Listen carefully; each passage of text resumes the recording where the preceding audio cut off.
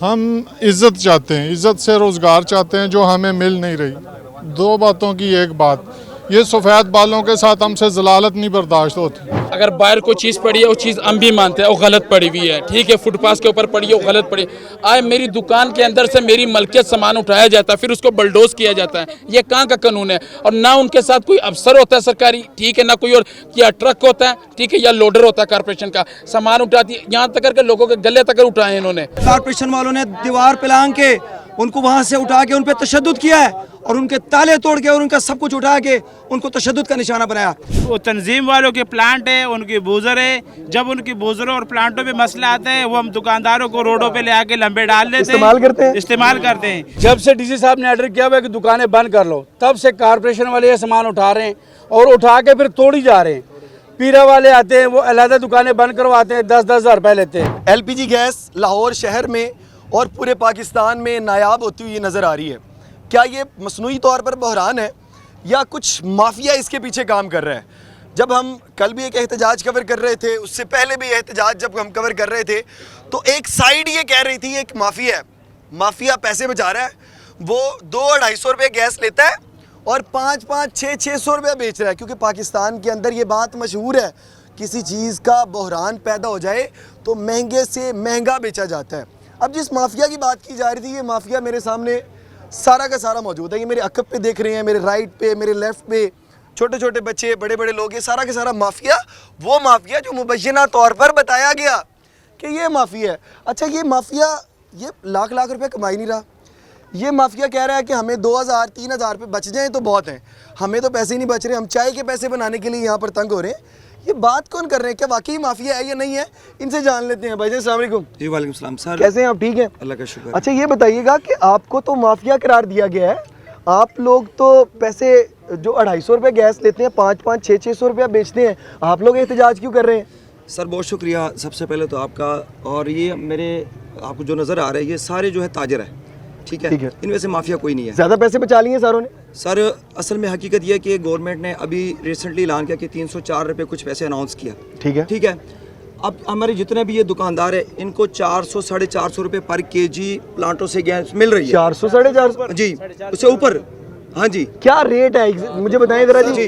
जो आपको सिलेंडर कितने का मिल रहा है? सर इस वक्त 5200 रुपये प्लांट से इस वक्त में मिल रहा है। 5200 का सिलेंडर मिल रहा है। एक टेक्निकल बात कर लेते हैं, 5200 का सिलेंडर मिलता है जिसमें कितने किलो होता है? जिसमें 11 किलो 800 ग्राम गैस सर। 11 किलो 800 ग्राम होती है जो कि 5200 का होता है। और ये पर केजी सर ये 248 रुपये पर प्लांट पड़ रहा है, जिसके बाद हमें रास्ते का जो एक मिनट पहले इस पे बात कर लेते हैं। और ये कितना पर केजी पड़ गया? 448 रुपए आपको प्लांट के ऊपर पड़ प्लांट के गए। ऊपर। अब उसके बाद अखराजात हैं जिसके अंदर आपने ट्रांसपोर्टेशन है, उसको लेकर आना है, आपकी दुकान का खर्चा है, आपके बिजली का खर्चा है, आपने लड़का रखा हुआ है उसका खर्चा है, दुकान के मुख्तलिफ अखराजात होते हैं, वो कितने होते हैं जी? सर इस वक्त जो डीजल महंगा हो गया उसके साथ आप इसको लगा लें, ये हमें 480 रुपये पर पहुंचती है दुकान पे।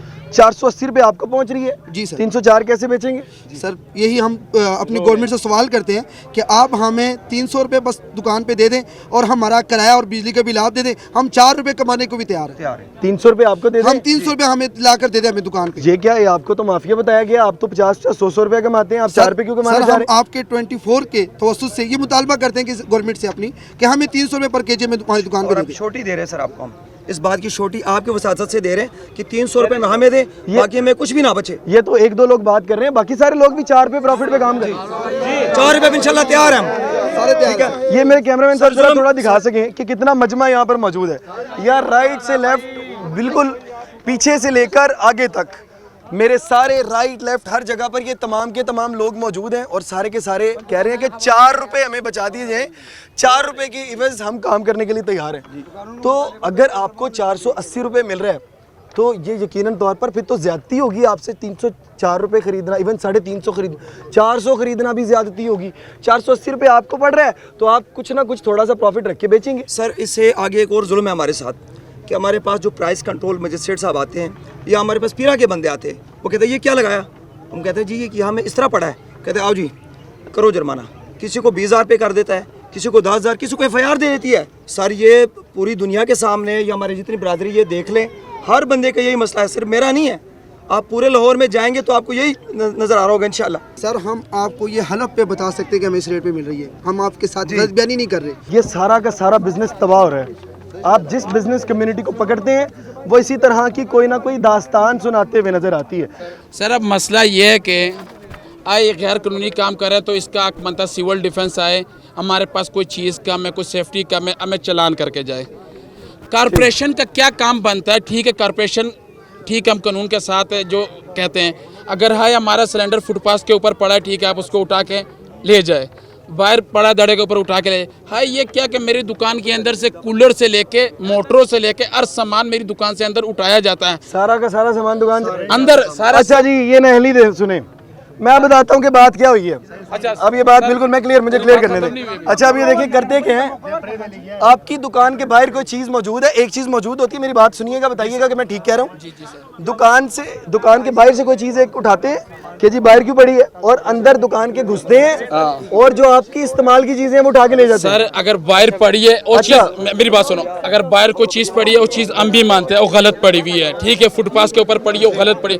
आए मेरी दुकान के अंदर से मेरी मलकियत सामान उठाया जाता है, फिर उसको बलडोज किया जाता है, ये कहाँ का कानून है? और ना उनके साथ कोई अफसर होता है सरकारी, ठीक है, ना कोई और, या ट्रक होता है, ठीक है, या लोडर होता है कारपोरेशन का, सामान उठाती है, यहाँ तक करके लोगों के गले तक उठाए इन्होंने, ठीक है, उसके गले तक उठाए सर, ये बात हकीकत है, ये बात हकीकत है। दूसरी बात उसके अंदर पैसे मौजूद होते हैं जी, कि ये शालीमार में हमारे एक भाई को बंद दुकान कारपोरेशन वालों ने दीवार पे लांग के उनको वहां से उठा के उन पे तशद्दुद किया है और उनके ताले तोड़ के और उनका सब कुछ उठा के उनको तशद्दुद का निशाना बनाया। क्यों सर?